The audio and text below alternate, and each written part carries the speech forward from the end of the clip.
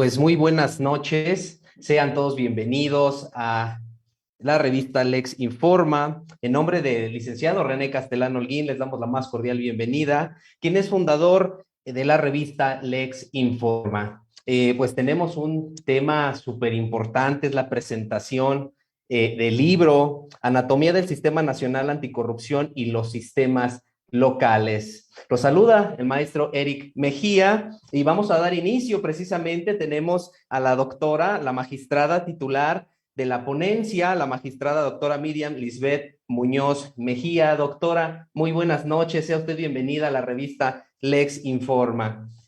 Pues el licenciado René Castellano Holguín tuvo una situación, un imprevisto, y les da una disculpa, les solicita una disculpa por esta situación. Sin embargo, pues vamos a dar continuidad con este tema. Doctora, muy buenas noches a todos. Hola, muy buenas noches y muchas gracias por la invitación para estar en este programa que tengo el gusto de colaborar desde hace ya un buen ratito. Entonces, honrada estar el día hoy contigo. Muy buenas noches, Eric.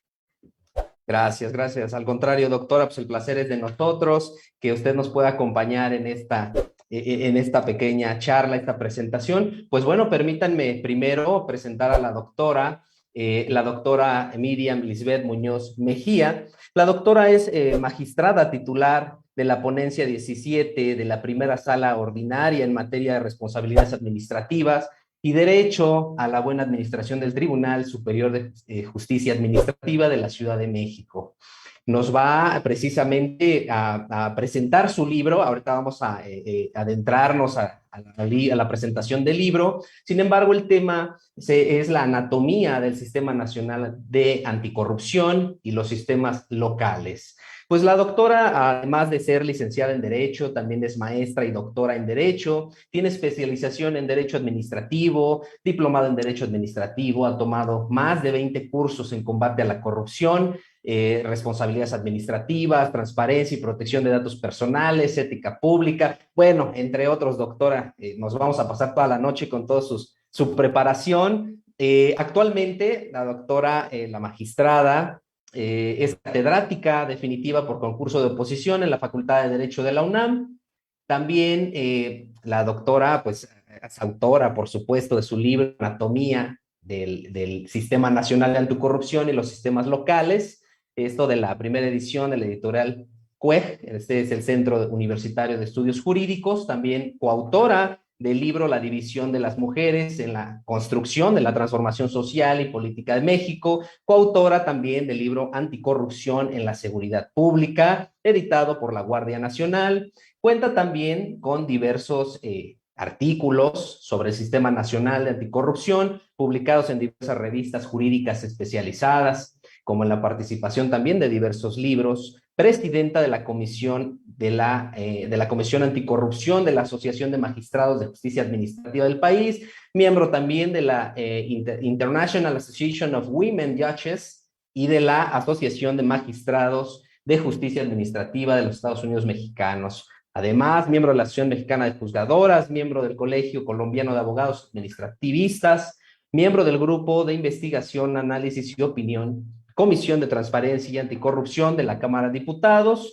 También ha sido miembro del Colegio de Profesores de Derecho Laboral, Colegio de Profesores de Derecho Administrativo, de la Facultad de Derecho y del de Profesores de Derecho Procesal en la UNAM. Esto, por supuesto, en CEU.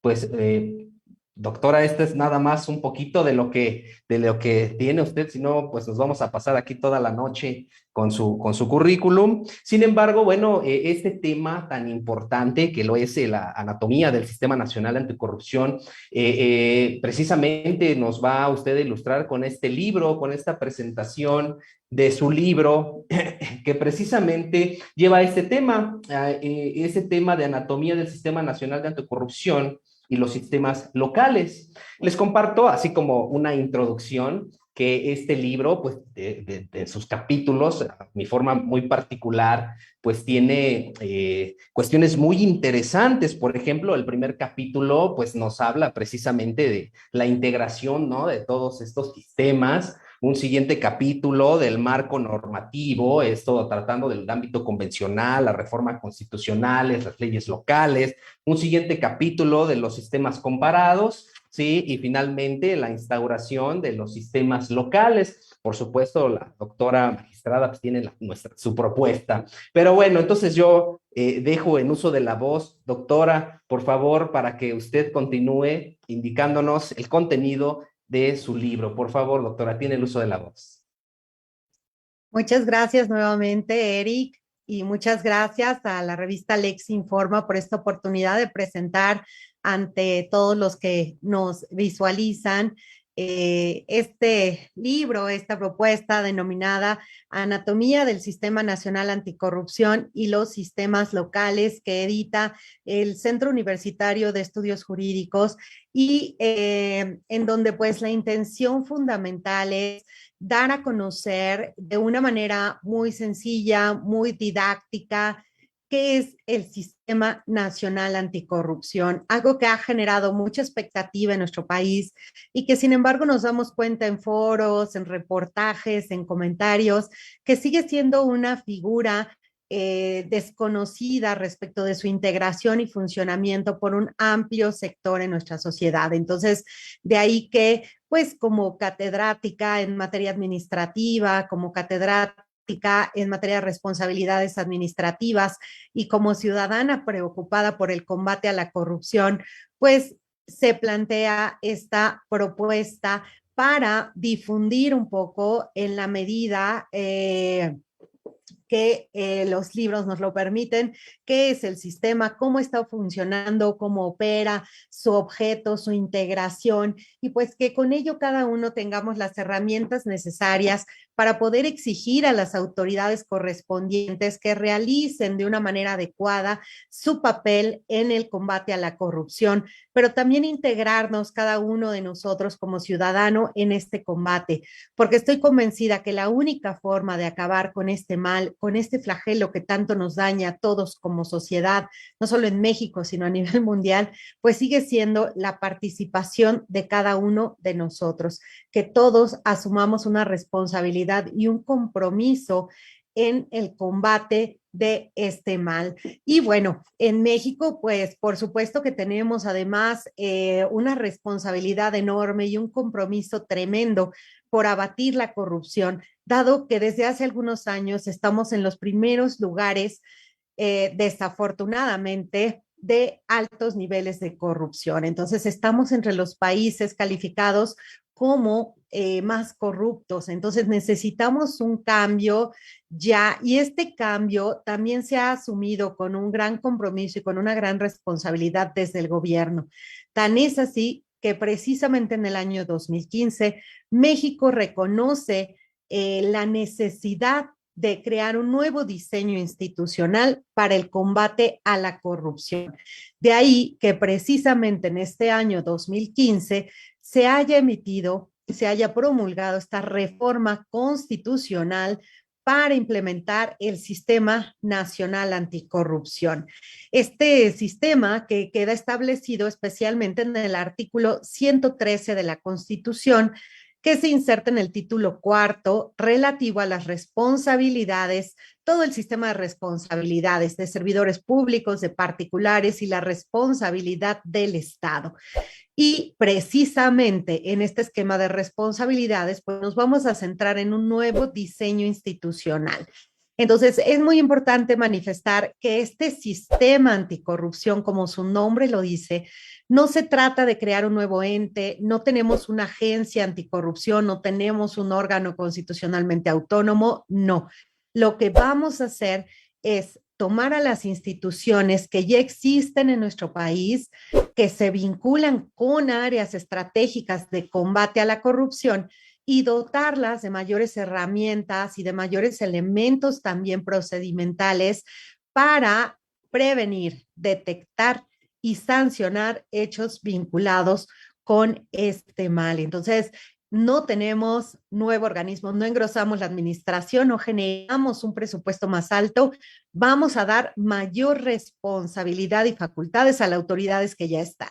Y esto también lo vamos a hacer de la mano de la ciudadanía. Esto es algo importantísimo. También es un modelo que no se había creado, que no se había diseñado así en nuestro país, en donde ahora van a trabajar de la mano, van a trabajar coordinadamente sociedad y gobierno. La participación de la ciudadanía también le va a dar una legitimación aún más grande a, al funcionamiento de este sistema, además de también involucrar a la sociedad en la responsabilidad de acabar con la corrupción. Así tenemos que, bueno, por supuesto sabemos que la corrupción es un modo particular de ejercer influencia, abusando de un poder legalmente conferido para un beneficio colectivo, pero que se utiliza para un beneficio individual, para intereses privados, lo que nos va a dañar a todos, ya que menoscaba nuestras condiciones de vida, lo que menoscaba el presupuesto público y que origina que se desvíe y no se utilice para los fines que el Estado tiene programados, como la prestación de los servicios públicos, el desarrollo de la obra pública y un sinfín de actividades más que no van a llegar a todos nosotros, así que implica un detrimento en nuestra calidad de vida. Todo esto, pues obviamente originado por algunas cuestiones como la impunidad, como muchas veces las personas que incurren en una actividad irregular se sustraen de la acción de la justicia y no son sancionados. De ahí que para evitar esta impunidad y que siga creciendo, hay un nuevo diseño de los procedimientos de responsabilidades en los distintos ámbitos que establece la Constitución, que en términos generales en el artículo 109 contiene la responsabilidad política, la responsabilidad penal, responsabilidad administrativa y responsabilidad patrimonial del Estado. Y de estas cuatro responsabilidades hay un nuevo diseño, especialmente en dos, en la materia penal y en la materia administrativa disciplinaria. ¿Cómo lo vamos a explicar más adelante? Y todo esto con la finalidad de abatir esta impunidad. Otra cuestión también muy importante que ha permeado para el crecimiento de la corrupción es la discrecionalidad en la toma de decisiones. Así también ahora tenemos un nuevo diseño que va a observar en mayor medida la forma en la que los servidores públicos ejercen el poder, cómo lo hacen de la mano de los ciudadanos para evitar que esto se realice de manera ilícita y, por supuesto, también pues vamos a fiscalizar la forma en la que se ejercen los recursos públicos también con un nuevo diseño, dado que antes primero se ejercía el presupuesto, después se revisaba la cuenta pública con los principios de anualidad y posterioridad, y todo esto cambia en el nuevo diseño, en donde ahora podemos hacer esta revisión en tiempo real. Ya no tenemos que seguir esos principios de anualidad y posterioridad. Se trata también de prevenir la comisión de conductas que pueden causar un perjuicio al patrimonio del Estado, al erario. Entonces, es muy importante este nuevo diseño que ahorita vamos a platicar con más profundidad. También les decía que vamos a revisar esa actuación de gobierno con la sociedad porque es muy explorado que en esta materia, en materia de combate a la corrupción, pues ya se ha analizado que uno de los puntos en donde se detecta con mayor medida este ejercicio indebido del poder en perjuicio de la ciudadanía es en los puntos de contacto entre sociedad y gobierno. Por ejemplo, en la realización de trámites, que acudimos ante una autoridad y en muchas ocasiones hay autoridades que abusando de ese poder nos piden dádivas o nos piden realizar algo a cambio de realizar una función que por ley tienen conferida, que deberían realizar porque ya obtienen un emolumento, ya tienen un salario para la actividad que realizan. Entonces, no tendrían por qué solicitarle al particular una retribución o una cantidad de dinero o la realización de alguna cuestión que los beneficie por un trámite que es obligatorio realicen. Y bueno, también otro aspecto muy importante que se observó, cómo un mal que contribuye también al incremento de la corrupción es el débil involucramiento de la sociedad en el combate. Estas prácticas que en muchas ocasiones son toleradas, son permitidas o que en ocasiones pues hay personas que un poco hasta se regodean diciendo que pues por una cantidad de dinero se brincan un trámite, que por una cantidad de dinero no pagan una multa de tránsito, cuando déjenme decirles que en muchas ocasiones es mucho más barato y mucho más rápido pagar una multa que estar actuando indebidamente, dando una dádiva a algún oficial, algún servidor público. Entonces, bueno, esto todo se observó para qué, para rediseñar estrategias, para evitar que estos puntos sigan siendo frecuentes en actos de corrupción. Entonces, ¿qué es lo que se tiene que crear? Pues este diseño que se va a sustentar en tres ejes. El Sistema Nacional Anticorrupción tiene tres ejes prioritarios: prevención, detección y sanción de los actos de corrupción, tanto en materia administrativa, en materia penal y sobre todo en la fiscalización y control del ejercicio del gasto público. Son los tres ejes principales. Así, bueno, lo que sucedió es que en 2015, para instaurar todo este nuevo rediseño, se tuvo que realizar una modificación al texto constitucional. Y esta fue de tal magnitud que se reformaron 14 preceptos constitucionales. Entonces, si bien encontramos al Sistema Nacional Anticorrupción en el artículo 113, lo cierto es que fueron 14 preceptos. En el libro, precisamente en el capítulo segundo, hacemos alusión a estos 14 preceptos de cada uno de estos preceptos. ¿Por qué se modifican y para qué? Pues precisamente para dotar de estructura y coherencia al nuevo diseño institucional para el combate a la corrupción. Así, bueno, pues tenemos, decíamos, reforma 14 preceptos al artículo 22, 28, 41, 73, 74, 76, 79, 104, a todo el título cuarto de la Constitución relativo a las responsabilidades, artículos 108, 109, 113, 114. También se reforman el 116 y el 122 en mayo de 2015. Y bueno, en esta reforma se establece que se deberán expedir leyes marco, leyes que van a dar estructura y soporte a este nuevo sistema y que estas deberán expedirse un año después. Esto es en 2016. Lo que efectivamente sucedió fueron publicadas en 2016, algunas entran en vigor en 2017. ¿Y cuáles son estas leyes que se modificaron? Bueno, aquí se les denominaba las 7 leyes y 7 leyes porque fueron 4 leyes nuevas y 3 leyes que realmente fueron reformadas.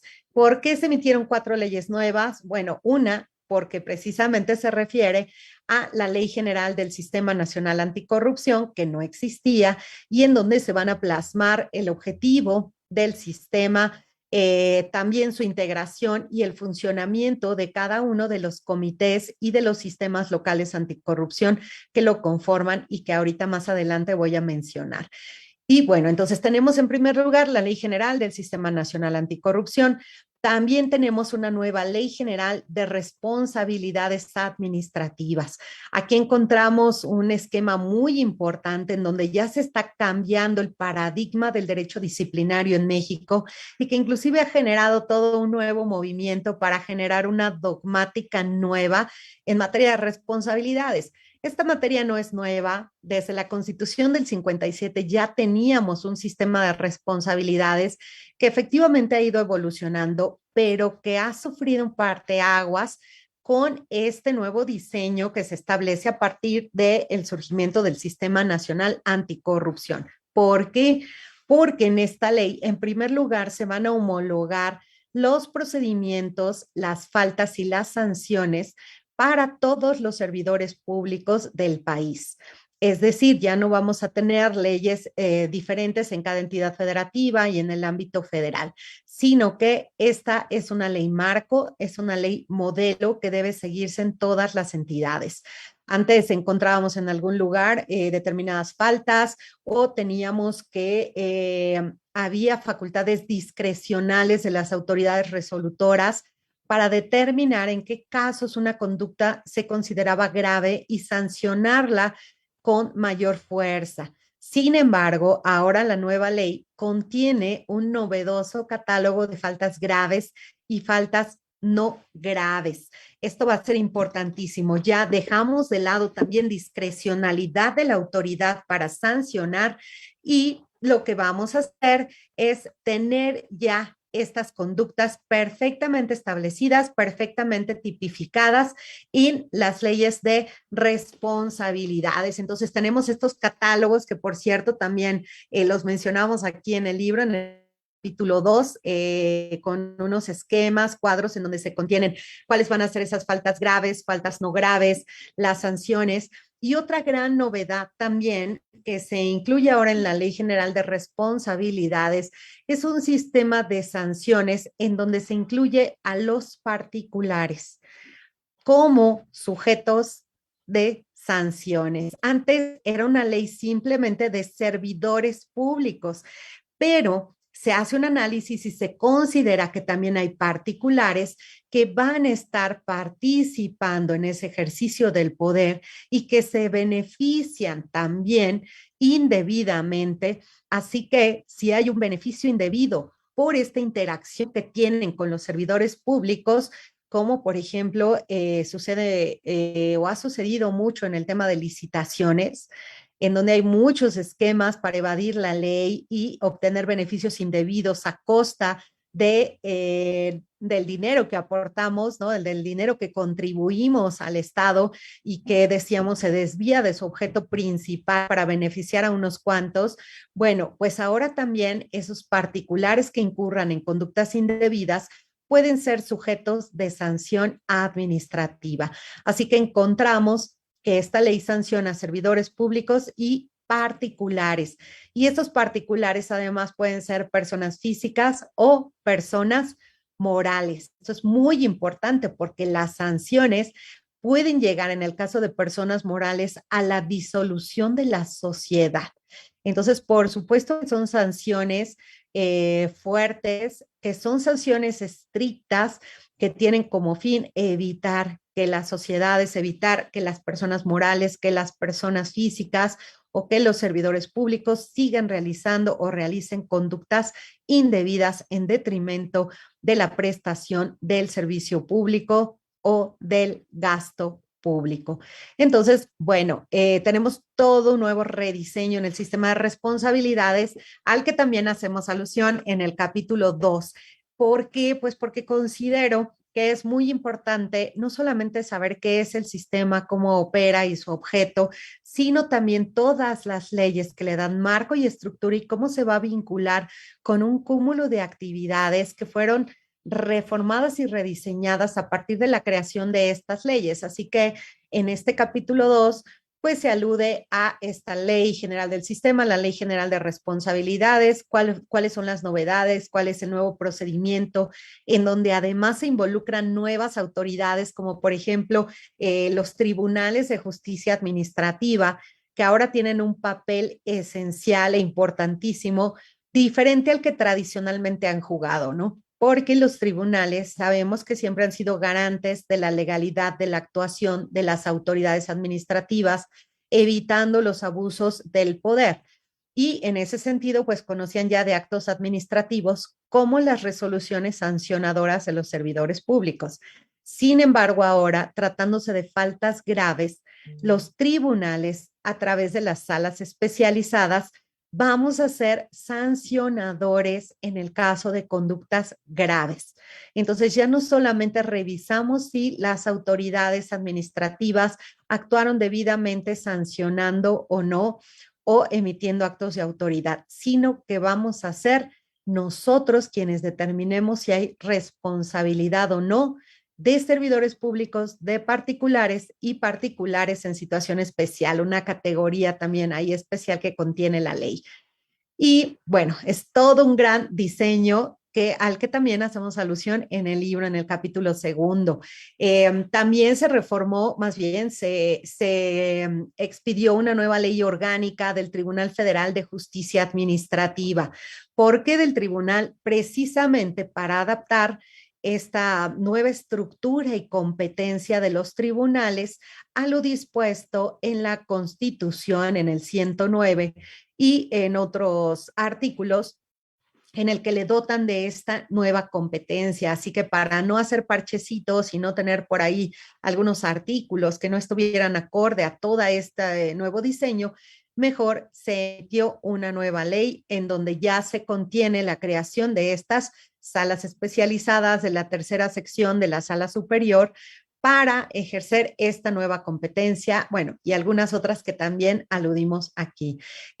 Igualmente, se emitió la Ley de Fiscalización y Rendición de Cuentas de la Federación, porque también en materia de fiscalización hubo un cambio radical en la manera de ejercer ese control del ejercicio del presupuesto.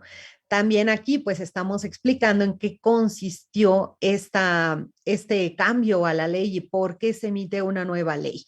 Y bueno, también encontramos que hubo reformas a la ley orgánica de la Administración Pública Federal, también para establecer la nueva competencia de algunas autoridades como Hacienda, por supuesto de la Secretaría de la Función Pública encargada del control interno, que va a ser autoridad investigadora, sustanciadora y resolutora en los casos de faltas no graves, y en el caso de faltas graves, autoridad investigadora y sustanciadora y todas sus nuevas competencias.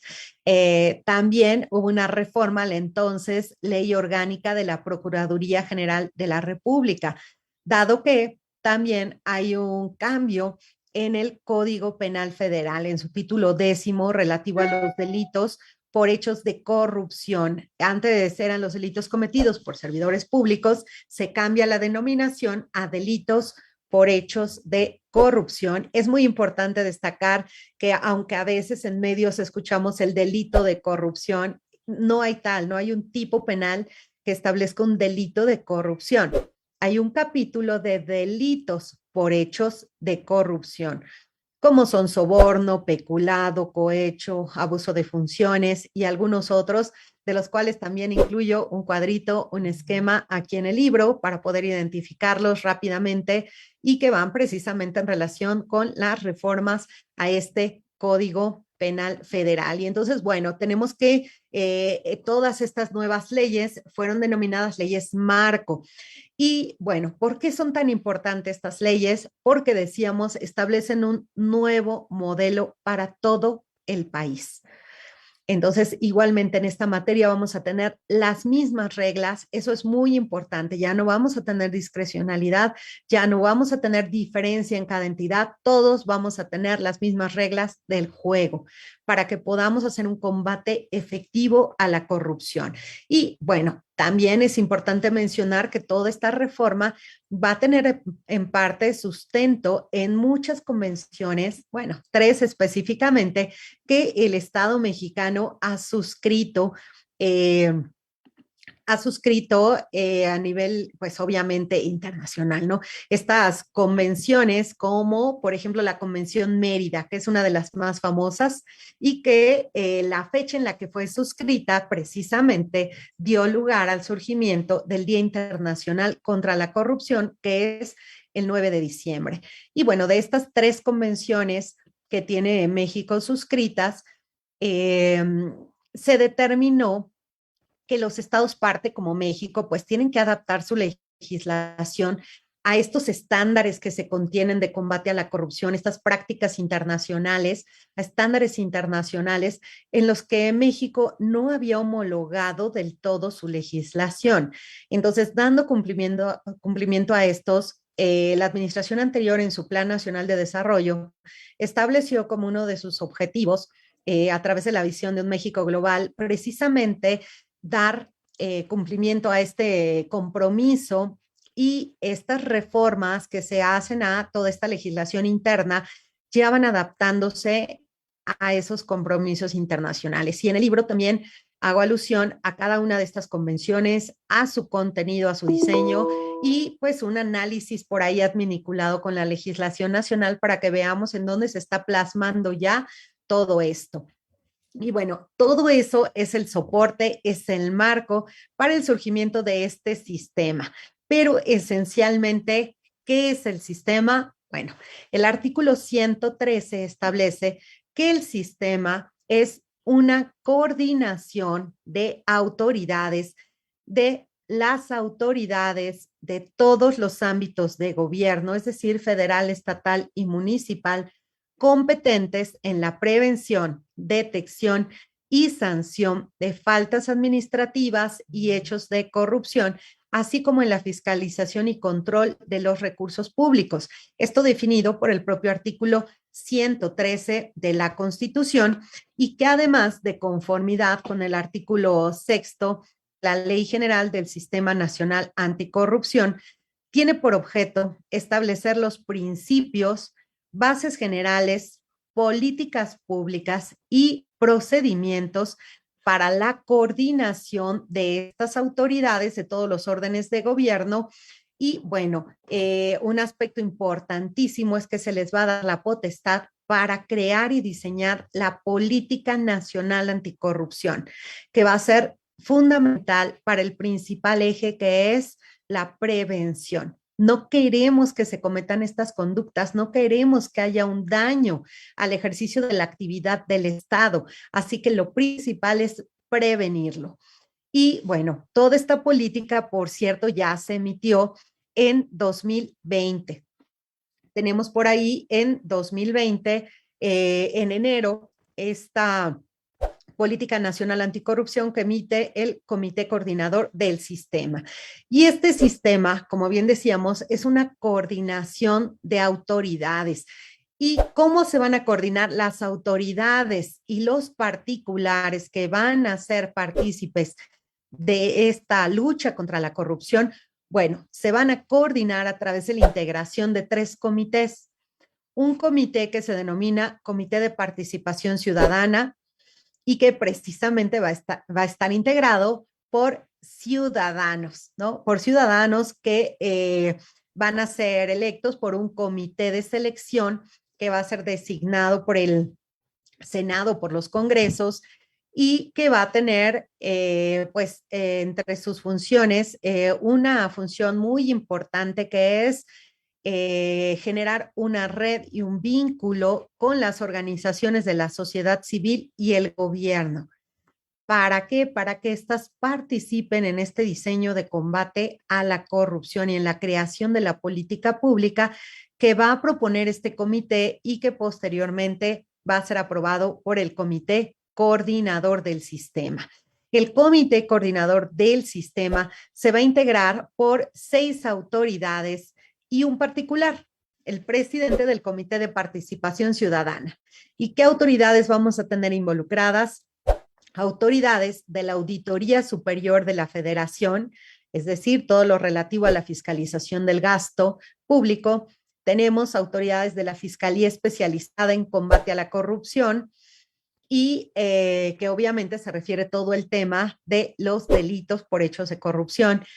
Vamos a tener a la titular de la Secretaría de la Función Pública, por supuesto, todo el control interno del servicio público, de los servidores públicos, al Consejo de la Judicatura Federal, un representante también por esta parte de, son ellos los encargados de las responsabilidades en el Poder Judicial, al Instituto Nacional de Acceso a la Información para todo el tema de la transparencia, que también es un esquema fundamental para el combate a la corrupción y para evitarla. Y autoridades del Tribunal Federal de Justicia Administrativa, precisamente ahora con esta función de sancionadores, entonces van a ser parte para esta creación de la política y para la coordinación de las autoridades en conjunto con un ciudadano. El tercer comité que va a integrar este sistema va a ser el Comité Rector del Sistema Nacional de Fiscalización, integrado pues por todas las autoridades que ejercen el control interno y externo de la administración pública, es decir, Secretaría de la Función Pública, órganos internos de control y las auditorías, la superior de la federación y las de las entidades federativas. Y otro aspecto fundamental que debemos considerar en la integración de este sistema nacional es que incluye la creación de 32 sistemas locales.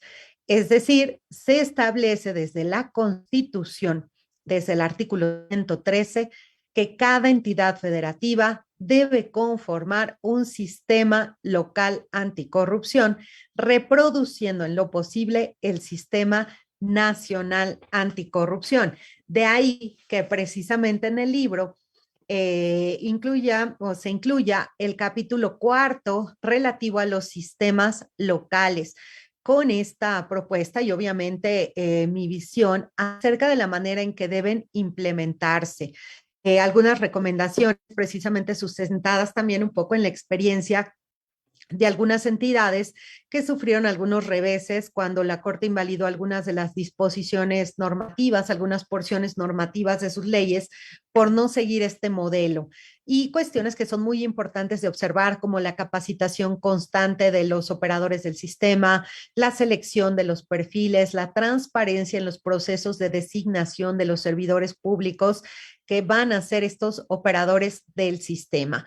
Entonces, es muy importante el aspecto de los sistemas locales y a veces encontramos libros en los que únicamente se habla del sistema nacional, pero no se alude a los sistemas locales y a la problemática que encierra, por ejemplo, en la disyuntiva de crear sistemas municipales o no, que los sistemas municipales no están contemplados en el diseño del sistema nacional, pero algunas entidades han interpretado que deben conformarse sistemas municipales porque el 113 habla de coordinación de las autoridades de todos los ámbitos de gobierno, e incluye, por supuesto, el ámbito municipal, que es uno de los más importantes en la organización administrativa de nuestro estado, porque el municipio siempre es la organización más cercana a la gente.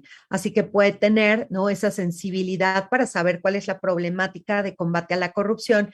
Pero bueno, hacemos algunas reflexiones de por qué, en mi caso, yo estimo que no pueden conformarse sistemas municipales, porque además acarrearía una problemática tremenda para todo el país al no poder integrar conforme a la estructura del sistema nacional y bueno, también el presupuesto que se va a generar, ¿no? Y ahora imagínense si ha sido difícil en estos años que lleva el sistema conformar los sistemas locales, que algunos apenas van quedando debidamente integrados, que algunos no han ni siquiera empezado a diseñar su política anticorrupción estatal, y son 32 sistemas locales. Ahora, los más de 2,000 municipios que existen en nuestro país, bueno, va a ser una tarea que se vislumbra compleja.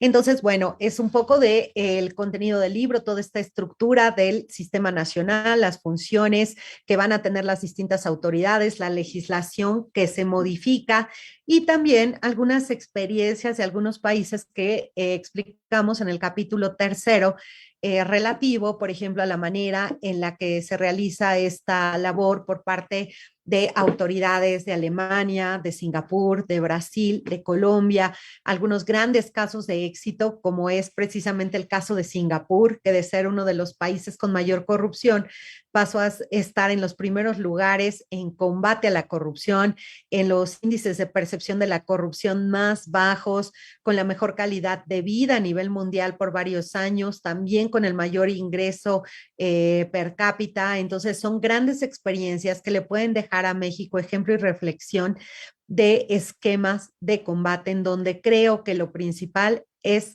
abatir la impunidad. Y para eso necesitamos participar todos. Así que pues nuevamente los invito a adquirir el libro, a acercarse y conocer qué es el sistema, cómo opera, cómo podemos ser parte nosotros también de este sistema y del combate a la corrupción en México. Muchas gracias. Magistrada, pues bastante interesante todo lo que nos ha comentado al respecto de su capitulado. Abordó de manera precisa cada uno de los capítulos que contiene su libro y esto conllevó pues a varias dudas. Tengo aquí ya varias preguntas que quieren hacerle pues relacionado con lo que nos acaba de hablar y de igual manera a todos los que nos siguen en la revista Alex Informa, pueden hacer todas las preguntas. Ahorita la doctora pues nos dará la respuesta, ¿no? De cada una de ellas. Sin mayor preámbulo, doctora, mire, hay varias preguntas que se repiten, que son, ¿dónde adquirimos el libro? También varias preguntas son, ¿qué costo aproximado tiene? Varias preguntas son, si puede usted dedicar esos libros, ¿cómo puede hacerle? Pues obviamente los seguidores para poder que usted nos pudiera dedicar ese libro. ¿Qué hacemos, doctora? Muchas gracias. Bueno, el libro se puede adquirir. Ay, bueno, otra cosa, perdone, ahorita te respondo, pero otra cosa muy importante es que el libro fue prologado por la ministra Yasmín Esquivel Moza, la doctora Yasmín Esquivel Moza, a quien agradezco enormemente y mando un gran saludo por la deferencia en hacer el prólogo de este libro. Y y bueno, el libro pues es de Editorial CUEG del Centro Universitario de Estudios Jurídicos. Se puede adquirir directamente en el centro universitario o se puede adquirir también en su página electrónica de libros y revistas CUEG. Lo envían a domicilio. Tiene un costo de 300 pesos, obviamente más el envío, y está la versión electrónica y la versión impresa. Entonces también tenemos dos, ahora que el tema del uso de las tecnologías también se ha incrementado en los últimos tiempos, pues hay esta versión digital también que se puede comprar y también se puede comprar en la librería Porrúa y en el sótano. También se puede adquirir ahí. Y bueno, me parece que igual pueden acudir a la librería o en línea también se puede comprar. El tema de la firma, pues yo creo que podríamos concertar precisamente con el CUEG, con el Centro Universitario de Estudios Jurídicos, alguna fecha y alguna locación para quien guste. Lo podemos dedicar. Entonces, con todo gusto, a lo mejor también, pues por conducto de ustedes, ¿no? Nos organizamos, eh, ahí se puede generar algún vínculo para que yo con todo gusto se los dedique a quien desee que así lo hagamos. Gracias. Muchas gracias, doctora. Bueno, esas eran varias preguntas de lo mismo. Y doctora, yo creo que la persona que pregunta se conectó un poquito más tarde, pero nos dice en concreto cuál es su propuesta para eliminar la corrupción. Una pregunta muy interesante. La propuesta para eliminar la corrupción es precisamente que cada uno de nosotros asumamos el compromiso de ser partícipes. En la medida de que cada uno desde su trinchera, cada uno en lo posible no contribuya con estos actos de corrupción o también se involucre con el nuevo sistema de denuncias, que es muy importante comentar que se está dando una gran facilidad para hacer denuncias que pueden realizarse inclusive de manera anónima.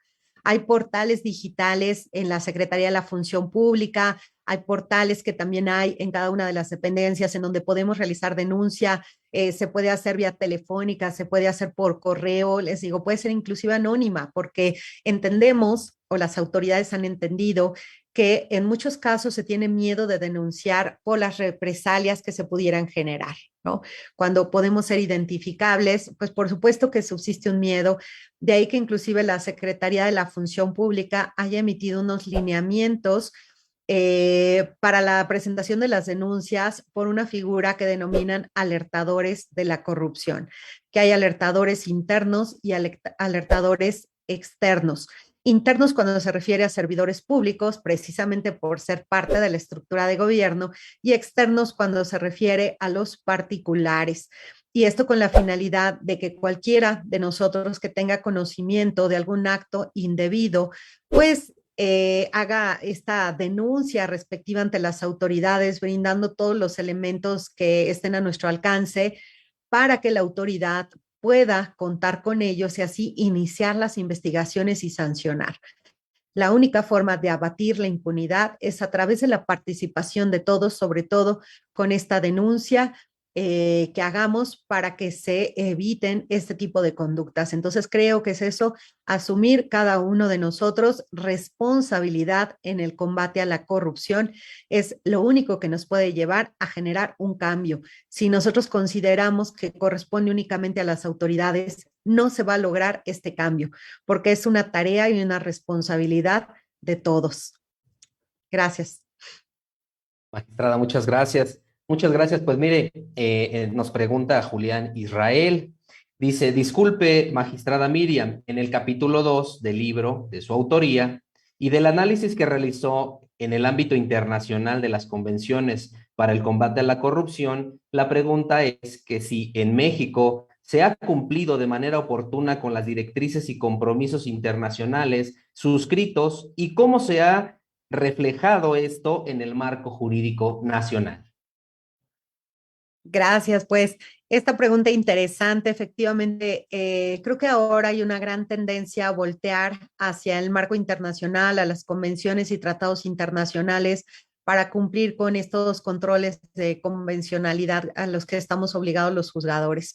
Entonces es muy importante que en efecto en el libro hago un análisis de las tres convenciones, de la Convención Interamericana contra la Corrupción, de la Organización de los Estados Americanos, también de la Convención para combatir el cohecho de servidores públicos extranjeros en transacciones comerciales internacionales, de la OCDE y, por supuesto, la Convención Mérida. Es un tema amplio y complejo. Realmente, por un lado, los invitaría a acercarse al libro, a leer este capítulo segundo, porque es bastante amplio de describir. Sin embargo, en términos generales, yo considero que con todo este nuevo entramado legislativo, sí se está dando cumplimiento. Ya teníamos muchas cuestiones como en materia penal, ¿no? Este delito cometido por servidores públicos en transacciones comerciales internacionales.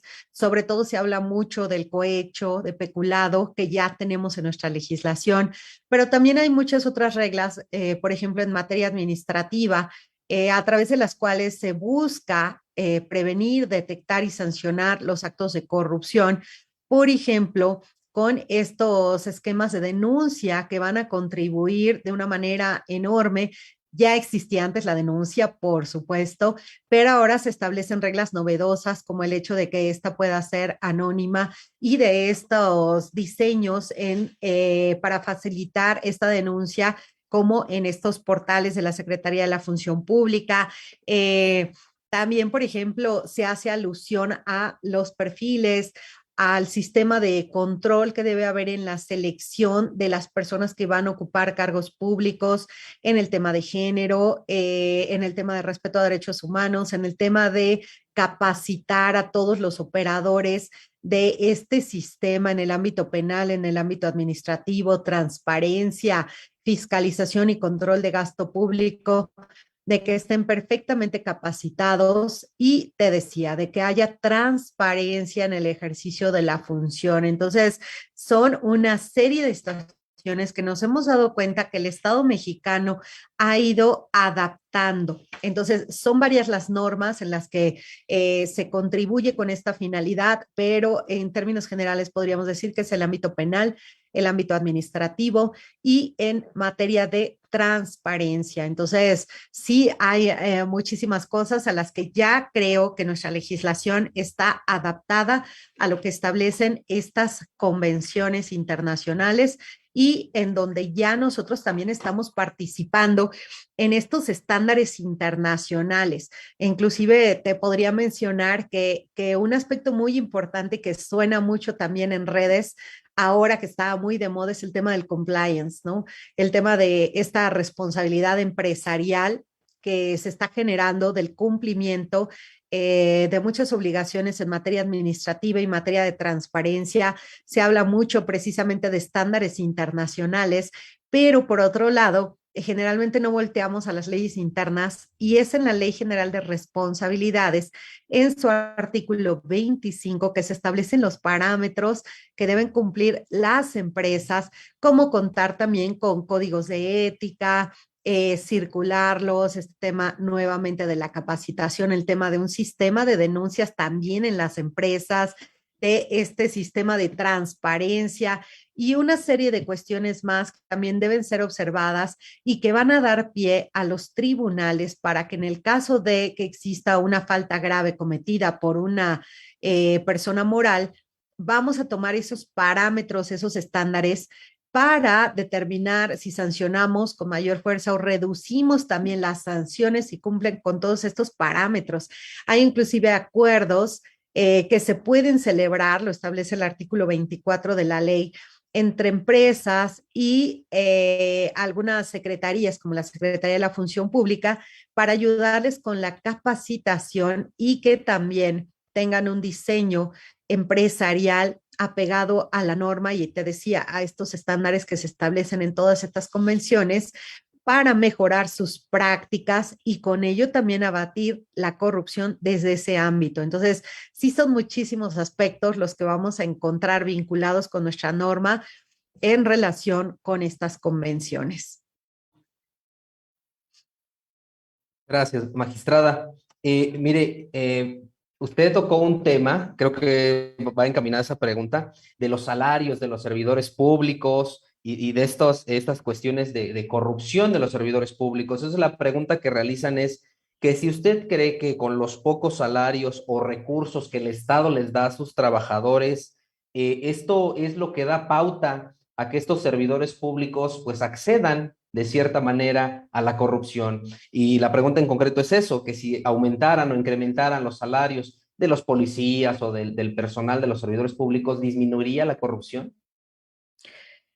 Mira, el tema de la corrupción es un fenómeno complejo, es un fenómeno multifactorial de que en el que no podríamos establecer una sola causa para, para su comisión, ¿no? Hay muchísimos factores culturales, económicos, que nos van a dar pie a que una persona incurra en un acto de esta naturaleza. En muchas ocasiones, claro que hay doctrina que establece que un servidor público bien remunerado, bien pagado, pues difícilmente va a incurrir en un acto de corrupción, dado que las personas en general preferimos la estabilidad económica a arriesgarnos con estas prácticas, ¿no? A ser sancionados y a perder esa estabilidad en tanto tengamos un buen ingreso que nos dé un buen nivel de vida. Sin embargo, también tenemos muchos ejemplos de servidores públicos muy bien pagados, ¿no? Por lo menos para un parámetro social, en un promedio social que diríamos rebasan por mucho el promedio de los ingresos y sin embargo también incurren en este tipo de actos, ¿no? El contar con el poder y ejercerlo pues también trae otro tipo de dinámicas, ¿no? Hay gente a la que le gusta ejercerlo sin los límites que la ley establece. Entonces, si bien coincido en que los servidores públicos deben tener una remuneración adecuada, adecuada a sus niveles de responsabilidad, a la función que realizan, al riesgo que realizan. Por ejemplo, ahorita mencionaban a los oficiales, ¿no? Que trabajan en las corporaciones policíacas, en donde, bueno, están expuestos a riesgos impresionantes, ¿no? En donde están arriesgando incluso la vida. Pero, por supuesto, merecen una remuneración adecuada y un sistema de seguridad social también amplio y ecofactor que incida en esto. Creo que debe generarse más conciencia y más cultura en el sentido de que la corrupción y el abuso del poder puede ser que beneficien a algunos, puede ser que lo hagan solamente de manera temporal, pero nos afectan a todos. A la larga, todos sufrimos este perjuicio por no tener servicios públicos de calidad, por no tener obras de calidad. Hemos visto desafortunados ejemplos de corrupción en obra pública que causan la pérdida de vidas y creo que ninguna remuneración extraordinaria va a compensar la pérdida de una vida. Así que creo que sigue siendo un tema cultural y un tema de compromiso el abatir esta impunidad, no solamente el tema de tener un mejor salario. Ok, gracias, magistrada. Para ir finalizando las preguntas, son varias, vamos a enfocarnos en algunas. Nos preguntan, en su propuesta, las sanciones deberán ser tanto para el servidor público y dicen, pero ¿qué sucede con el ciudadano, no? De cierta manera. ¿Cuál es la propuesta? ¿Cuál es la sanción? Si nos pudiera hablar un poquito más. Imagino que viene en el libro, bueno, nada más regálenos tantito más de esto. Claro, claro. Pues mira, en realidad, respecto de los particulares, por supuesto que va a haber un esquema de sanciones. Y esto les decía es muy importante porque en muchas ocasiones cuando un servidor público actúa de manera indebida o se beneficia con el poder que está ejerciendo, pues también hay un particular del otro lado que puede estar coadyuvando y que también se puede estar beneficiando, que puede actuar de manera indebida. Entonces, bueno, en ese caso, pues por supuesto que la ley ya ha establecido algunas faltas administrativas graves. Estos pueden ser sancionados solamente por faltas graves que la ley contiene en sus artículos 66 a 72. Estas faltas, por ejemplo, pueden ser soborno, participación ilícita en procedimientos administrativos, tráfico de influencias, utilización de información falsa, ¿no? A veces para participar en procesos de licitación no cumplen con los requisitos, así que presentan documentación falsa y por supuesto se van a beneficiar con la obtención de un contrato sin contar con los requisitos mínimos para eso. Ello afecta, por ejemplo, cuando hablamos de que deben tener experiencia para construcción de obra pública y no la tienen, ¿no? Para prestación de servicios públicos y no tienen la experiencia, pues claro que va a derivar en un daño, perjuicio a cada uno de nosotros al no haber calidad en este tipo de obras que se ejecutan o prestación de servicios. También utilización indebida de recursos públicos, contratación indebida de servidores públicos, un tema que ha sido sujeto de debate también en redes, ¿no? Últimamente. Y bueno, ¿cómo pueden ser sancionados? Pues la ley contempla sanciones de tipo económico, contempla también inhabilitaciones temporales para participar en licitaciones, también indemnización por los daños y perjuicios a la hacienda pública. Si se generan estos daños, por supuesto que hay que indemnizar. Y bueno, eso es tratándose de personas físicas. En el caso de personas morales, también pueden tener sanciones que van a ser diferentes. Aquí, pues por supuesto, también encontramos la inhabilitación temporal para participar en adquisiciones, bueno, en licitaciones en general de adquisiciones, arrendamientos, servicios u obra pública, sanciones económicas también, suspensión de actividades. Aquí te decía que también hay sanciones muy importantes porque imagínense un tribunal que como sanción le impone a una persona moral la inhabilita, esta suspensión de actividades que hace una empresa que no puede trabajar, ¿no? No puede operar, no va a generar ingresos y bueno, esta puede ser hasta 3 años, o sea, prácticamente, pues casi, casi decimos que va a cerrar, ¿no? Porque pues no tener utilidades en 3 años. Sin embargo, recordemos que es una sanción y es una sanción porque se advierte que reiteradamente están incumpliendo la norma, que incurren en actos de corrupción. Entonces, lo que no vamos a permitir es que lo sigan haciendo. Así que ahora podemos imponerles también esta suspensión de actividades o podemos llegar hasta la disolución de la sociedad como sanción, más allá también de la indemnización que puede ser por daños o perjuicios. Entonces son algunas de las sanciones que se pueden imponer a los particulares, como vemos, van a ser de una naturaleza diferente a los servidores públicos, a los que les podemos imponer una sanción de tipo económico, una destitución, inhabilitación o también una indemnización respecto de los daños y perjuicios causados. Entonces, sí, sí varían, es un esquema muy interesante, pero sí vemos que es un esquema estricto, es un esquema duro de sanción a todas aquellas personas físicas o morales que incurran en actos indebidos. Muchas gracias, doctora. Y bueno, para ir finalizando, ya nos hacen una pregunta que dice, usted refiere catálogos de faltas graves y no graves. Ahorita nos dio un ejemplo, pero así nos preguntan, ¿nos puede dar un ejemplo o dos de cuáles son las faltas graves y cuáles son las faltas no graves? Sí, por ejemplo, tratándose de faltas no graves, únicamente aplica para servidores públicos y se encuentran regulados en los artículos 49 y 50 de la Ley General de Responsabilidades Administrativas. Algunas no graves son, por ejemplo, no denunciar cuando se tiene conocimiento de la comisión de alguna conducta indebida. Esa, por ejemplo, puede ser una falta no grave, o no seguir las instrucciones de nuestros superiores jerárquicos, o actuar con una falta de respeto hacia todas aquellas personas con las que colaboramos. Y en el caso de faltas graves de los servidores públicos, pues ahí sí tenemos un catálogo amplio. Vamos a tener del artículo 52 al 64 bis de la Ley General, y tenemos, por ejemplo, el cohecho, peculado, desvío de recursos públicos, utilización indebida de información, abuso de funciones, actuación bajo conflicto de interés, que también es muy novedosa porque es preventiva también de actos de corrupción, simulación de acto jurídico, tráfico de influencias, desacato, encubrimiento, nepotismo, que también fue una exigencia social grande, el nepotismo, que ya se contempla en el artículo 63 bis, obstrucción de la justicia. Este es un tipo administrativo también importante en donde vamos a sancionar con particular severidad aquellas autoridades que, siendo investigadoras, substanciadoras o resolutoras, no den un trámite pronto o realicen actos para evitar iniciar procedimientos de responsabilidades. Entonces, por supuesto que va a ser muy importante también este tipo administrativo de obstrucción de la justicia que está en el artículo 64 de la Ley General de Responsabilidades Administrativas.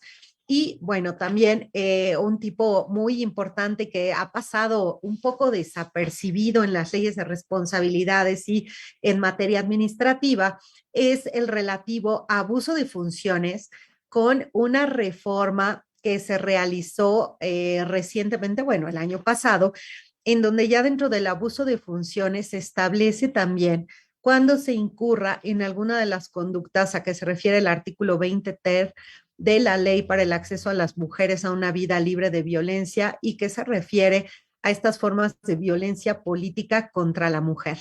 De hecho, un tema que ya abordamos aquí en alguna otra conferencia en este foro de la revista Alex Informa, este tema de la violencia política contra la mujer, y que ahora también respecto de esas conductas del 20 ter se configura como abuso de funciones, que es un tipo que se contiene en el artículo 27 de la Ley General de Responsabilidades Administrativas. Y como bien decías, también de este, pues tenemos aquí un cuadrito de cuáles son todas estas conductas que se pueden cometer con los artículos respectivos, para que de una manera fácil y consultable tengamos toda esta información a la mano sin tener que estar ocurriendo a cada una de las normas, ¿no? Entonces, digo, por supuesto que para ampliar lo tendremos que hacer, pero pues todos estos aspectos vinculados, pues sí, los podemos encontrar en el libro, nuevamente, el comercial.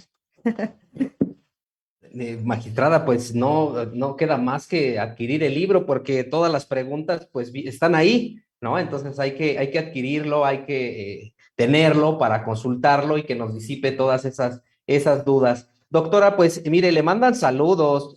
Teodoro Más dice buenas tardes desde Mérida, Yucatán. Alfredo René, saludos desde Hidalgo. Erika Vázquez, buenas tardes. Sí. Karen también la manda a saludar. Karen Vanessa.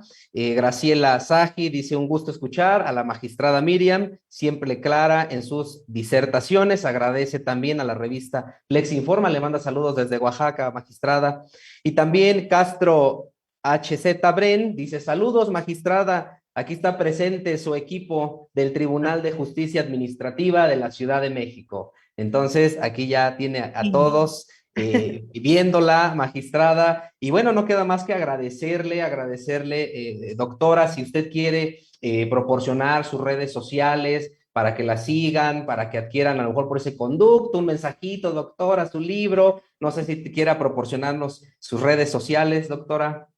Claro, con gusto. Pues en Facebook me ubican como Lisbeth Muñoz, Lisbeth con S, muy sencillo, y aparece mi fotografía. Y en Twitter aparezco como Lynn Muñoz, ahí está medio raro mi Twitter, Lynn Muñoz, pero también igual después lo comparto por aquí en mis redes sociales. Tengo un perfil público en Face que se llama Lisbeth Muñoz, ahí también aparece mi Twitter. Y bueno, pues esa sería la forma, igual ahí por un mensajito y les digo, se puede organizar algo para quien desee que le pueda dedicar el libro con todo gusto. Y pues nuevamente lo pueden comprar en la editorial CUEG, Libros y Revistas CUEG o en Porrúa o El Sótano. Doctora, pues infinitamente agradecido a nombre del licenciado René Castellán Holguín, quien es el director y fundador de la revista Lex Informa. Le agradecemos mucho su participación, le agradecemos muchísimo que haya compartido estos conocimientos. A veces nos quedamos nosotros cortos, pero gracias a ustedes que pueden compartir mediante la lectura todos estos conocimientos, pues podemos ampliar también los nuestros, ¿no? A veces las ramas de derecho nos dedicamos a una cosa y al tener conocimiento de otra nos atrapa y ahí vamos, ¿no? Tratando de aprender más y más. Le agradecemos mucho, insisto, a nombre del licenciado René Castellán Holguín, les ofrece una disculpa por no haber podido estar con ustedes. Sin embargo, bueno, agradecemos también a todos y cada uno de los que nos siguen. Por favor, también a todos los invitamos a que nos sigan en la revista Lex Informa, en las redes sociales, Facebook, en el Instagram, también en el canal de YouTube, así como la revista Lex Informa. Se despide también de ustedes su servidor, el licenciado Eric Jonathan Mejía Iglesias. También a mí me encuentra en redes sociales como abogado Eric Mejía. Estoy a sus órdenes, muchas gracias a todos y nos despedimos, doctora. Le mando un fuerte abrazo, muchas gracias. Esperemos que no sea la última ponencia, por favor. Nos quedamos picados, nos quedamos picados. Entonces ahí estamos en contacto. Muchas gracias y los saludo. Hasta pronto. Gracias a todo el auditorio. Buenas noches. Hey, ¿te gustó el directo? No olvides seguirnos y darle like a la página. También checa el calendario de eventos para que no te pierdas tu tema favorito. Recuerda que tenemos invitados especiales expertos en su tema, así que nos vemos en el siguiente directo. Hey, ¿te gustó el directo? No olvides seguirnos y darle like a la página. También checa el calendario de eventos para que no te pierdas tu tema favorito. Recuerda que tenemos invitados especiales expertos en su tema, así que nos vemos en el siguiente directo. Hey, ¿te gustó el directo? No olvides seguirnos y darle like a la página. También checa el calendario de eventos para que no te pierdas tu tema favorito. Recuerda que tenemos invitados especiales expertos en su tema, así que nos vemos en el siguiente directo. Hey, ¿te gustó el directo? No olvides seguirnos y darle like a la página.